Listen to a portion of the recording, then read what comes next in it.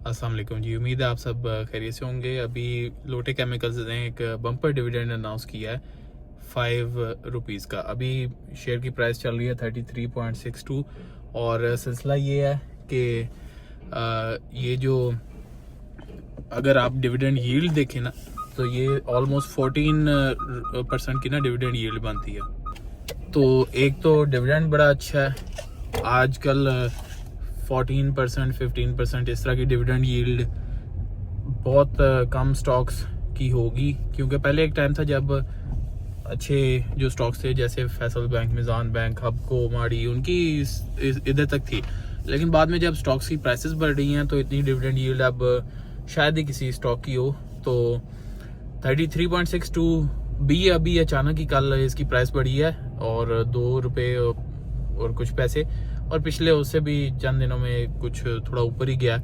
तो सीन ये है कि नाउ आई थिंक कि ये एक अच्छी प्रोपोजिशन हो सकती है कि इसको देखा जाए। मैं इसे कंसिडर कर रहा हूँ इसको अपने रिस्की पोर्टफोलियो में ऐड करने के लिए। और सीन ये है कि मेरा प्लान ये होगा कि मैं ज़्यादा से ज़्यादा शेयर्स इसके बाय कर सकूं ताकि मुझे डिविडेंड तो मिले ही मिले, लेकिन आई फील लाइक कि ये प्राइस अप्रिसिएशन और दे सकता है। तो हम एग्जांपल लेते हैं कि अभी 33.62 पे है, तो ये जस्ट मैं एग्जांपल दे रहा हूँ, रियलिटी से डिफरेंट हो सकती है।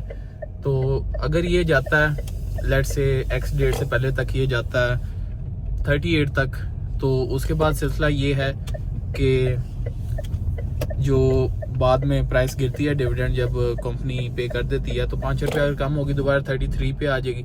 और अब एक और केस ये देखिए, मे बी प्राइस 40 तक चली जाए, 42 तक चली जाए, तो उस केस में भी अगर ₹5 बाद में प्राइस गिरती है तो जब डिविडेंड मिलेगा उसके बाद में, तो आई थिंक स्टिल 33 से ऊपर हमें चंद रुपए का और एक कैपिटल अप्रिसिएशन नहीं हमें मिली है। अगर हम तब भी बेचना चाहें तो हम बेच सकते हैं।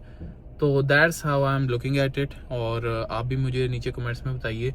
और एक और चीज़ ये है कि शरिया कंप्लायंट कंपनी है, तो शरिया कंप्लायंट कंपनी हो और इवन जस्ट ये वाला जो अभी डिविडेंड दिया है इसके साथ ही इसकी जो डिविडेंड यील्ड है 14% पे चली जाए, तो I think it's a really good proposition. Comments में आप बताइए कि आप इसमें इन्वेस्ट करेंगे या नहीं।